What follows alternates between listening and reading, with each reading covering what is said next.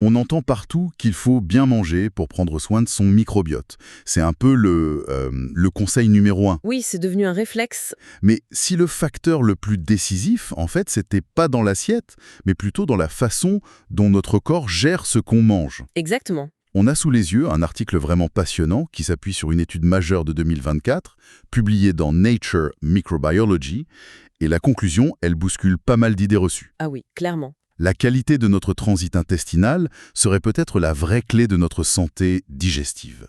Alors, décortiquons ça un peu. Pourquoi ce rythme interne est si fondamental? Ce qui est fascinant, c'est que cette étude, elle déplace complètement le projecteur. Pendant des années, on s'est concentré sur les entrées, la nourriture. Ce qu'on met dedans, quoi. Voilà, alors que cette recherche, elle se penche sur la gestion des flux, elle montre qu'un transit lent ou irrégulier modifie radicalement tout l'environnement intestinal. Comment ça? L'hydratation des selles change, les réactions chimiques aussi, et du coup, tout l'écosystème du microbiote est chamboulé. Donc c'est pas juste un problème de plomberie, si je peux dire. Non, pas du tout. C'est comme si on changeait le climat de toute une région. Et forcément, les espèces qui y vivent, notre microbiote, elles sont plus les mêmes. C'est exactement ça. Un transit fluide, c'est un peu comme un fleuve qui coule bien. L'écosystème est sain, l'eau est claire. D'accord? Si l'eau stagne, ça devient un marécage. Et là, prolifèrent des bactéries qui sont pas forcément bénéfiques. Un transit régulier, ça crée un terrain stable et équilibré. Ok. Mais alors, concrètement, comment on sait si on a un transit qui fonctionne bien?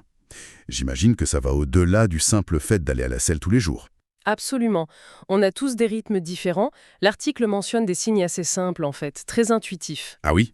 Bien sûr, il y a la régularité, mais surtout des selles qui sont ni trop dures, ni trop sèches. Il y a aussi le fait de ressentir peu de ballonnements persistants. D'accord. Mais le critère le plus parlant, c'est peut-être la sensation d'une évacuation naturelle, sans effort. C'est intéressant ça, parce qu'on se focalise souvent sur la fréquence, mais l'article insiste sur la sensation. Oui, ce côté qualitatif. C'est un critère qu'on oublie. Si ça demande un effort, c'est déjà un signe que la mécanique, elle n'est pas tout à fait fluide. Précisément.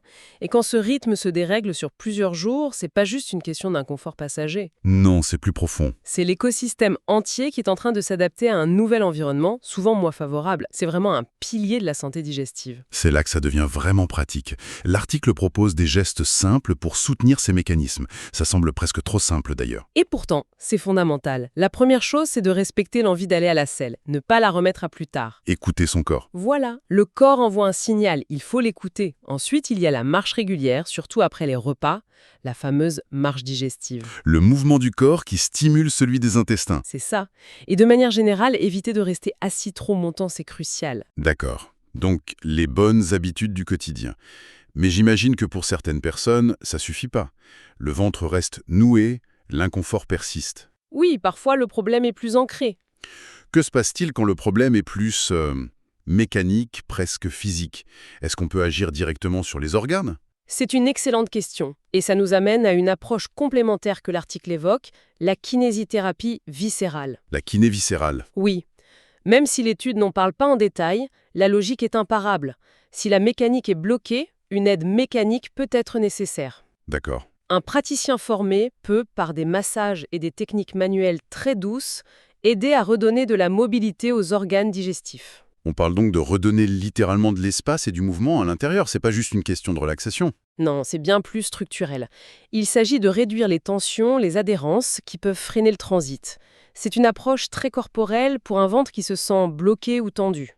Et j'imagine que le kiné donne aussi des conseils. Tout à fait. Des conseils ciblés sur l'activité physique ou l'alimentation pour que les bienfaits de la séance durent. C'est une sorte de déblocage manuel pour relancer le rythme naturel.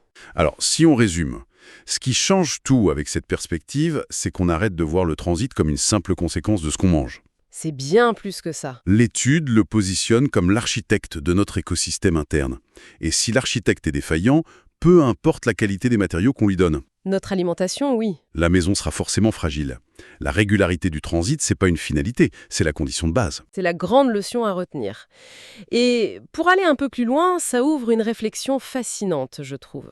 C'est-à-dire, Puisque ce rythme mécanique interne est si crucial pour notre équilibre biologique, on peut se demander comment les autres grands rythmes de notre corps, Comme le sommeil, le stress. exactement, le cycle du sommeil, la gestion du stress, comment tout ça interagit en permanence avec notre transit et, en fin de compte, avec notre santé globale. Tout est connecté.